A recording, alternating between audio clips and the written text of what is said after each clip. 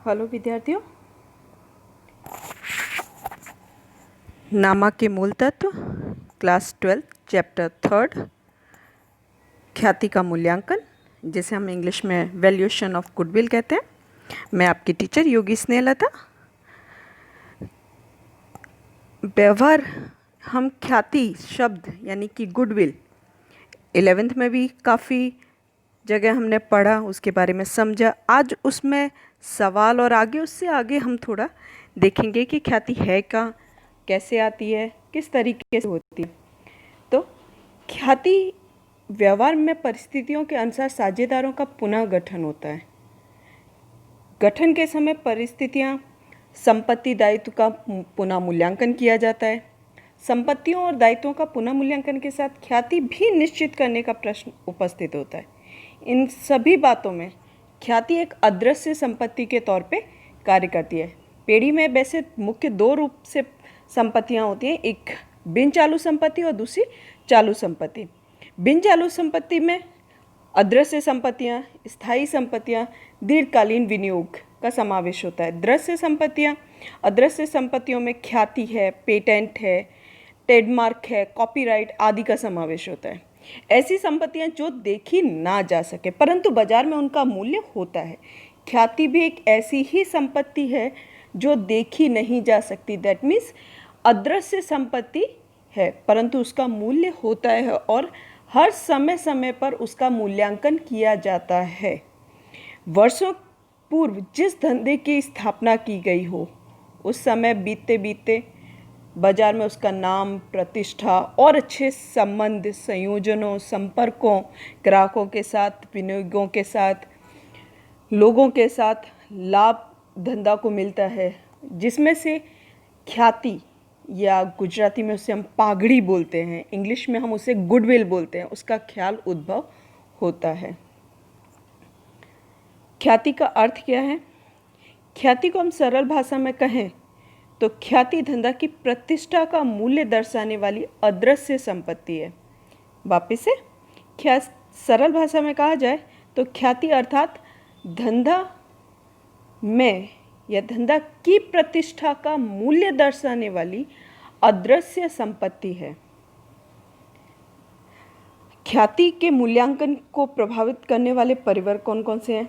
क्योंकि धंधा अपेक्षित है कि लाभ कमाने के लिए प्रतिष्ठित ख्याति का रूप से पहचान, क्योंकि जितना ज़्यादा समय जाता है व्यावसायिक इकाइयाँ हमेशा जब भी आती हैं अस्तित्व में वो लाभ कमाने के लिए आती हैं और ख्याति उनके लाभ, उनकी प्रतिष्ठा का एक सिंबल या उनकी प्रतिष्ठा का एक सूचक है कि जितना ज़्यादा प्रतिष्ठा है यानी ख्याति का मूल्यांकन उतना अधिक होगा। तो ख्याति का मूल्यांकन को प्रभावित करने वाले परिवर्तन या तत्व कौन कौन से हैं?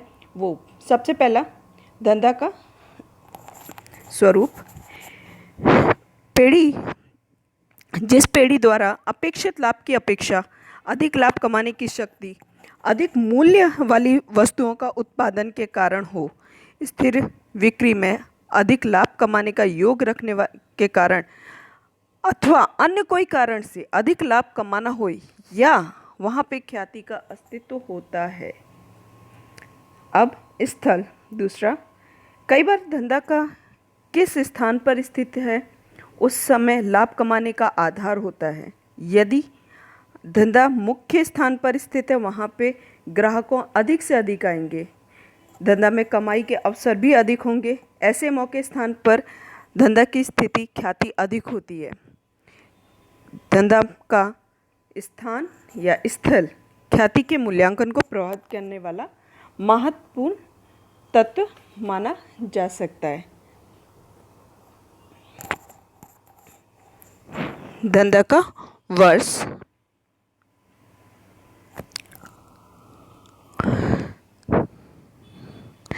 सामान्य रूप से धंधा जितना पुराना होता है उसकी प्रतिष्ठा उतनी ही बाजार में अधिक होती है, कारण कि बहुत सारे ग्राहक उसके परिचित हो जाते हैं।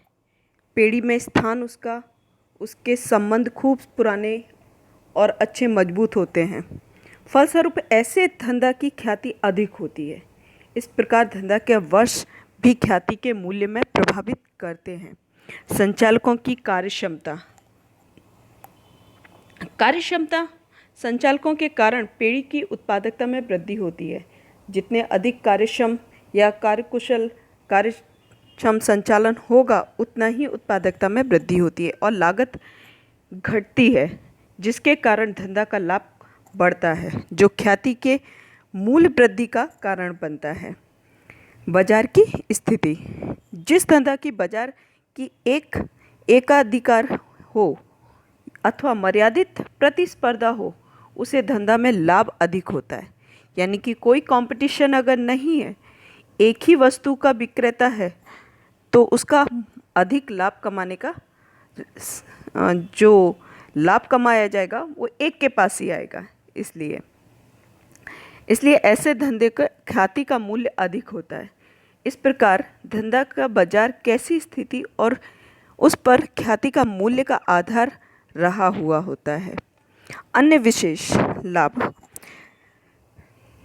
जब पेड़ी के पास कोई विशेष प्रकार का लाभ हो और जिसके कारण उसकी लाभ कमाने की क्षमता अधिक हो, तब भी ख्याति अस्तित्व में है, ऐसा कहा जा। जैसे कि पेड़ी के पास कोई लाइसेंस है, पेटेंट है, ट्रेडमार्क है, जिसका उपयोग करके पेड़ी अधिक लाभ कमा सकती हों या कमाती हों, पेड़ी की ख्याति की कीमत अधिक मानी जाती है। ये सभी परिबल हैं जो ख्याति के या तत्व हैं जो ख्याति का मूल्यांकन निश्चित करती हैं या प्रभावित करती हैं। ख्याति के मूल्यांकन के आवश्यकता क्यों होती है? ख्याति के मूल्यांकन की आवश्यकता सामान्य रूप से धंधा के विक्रेता के समय से उत्पन्न होती है। कंपनी का स्वरूप, संयोग या समावेश हो तब ख्याति के मूल्यांकन की आवश्यकता उत्पन्न होती है। जबकि साझेदारी पेड़ी के किस्से में निम्नलिखित संजोगों में ही ख्याति का मूल्यांकन की आवश्यकता होती है। पहला है, वर्तमान साझेदारों के लाभ हानि वितरण या बंटवारे का प्रमाण में परिवर्तन किया जाए। दूसरा है, नए साझेदार का प्रवेश हो तब। तीसरा है, किसी साझेदारी की मृत्यु हो जाए तब। चौथा है, साझेदारों का निवृत्त होना। पांचवा है, कंपनी में रूपांतरण होना, साझेदारी पेड़ी से कंपनी में रूपांतरण होना। और छठा है, पेड़ी का समायोजन होना। यानी कि साझेदारी के लाभ हानि वितरण में किसी तरीके का परिवर्तन होगा तो ख्याति प्रभावित होगी या उसका मूल्यांकन की आवश्यकता होगी। नए साझेदार प्रवेश होंगे तब आवश्यकता होगी। कोई निवृत्त होगा तब आवश्यकता होगी। साझेदार की मृत्यु हो तब। साझेदारी पेड़ी से कंपनी में रूपांतरण हो तब।